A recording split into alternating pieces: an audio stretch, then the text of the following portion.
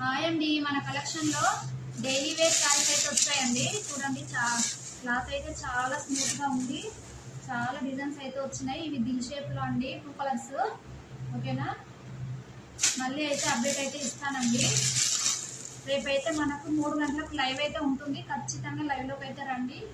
Dil shape saris అయితే white colour లో and black colour లో వచ్చాయండి. ఇవైతే గొడుగు సారీస్ అండి, గొడుగు డిజైన్ అండి ఇది.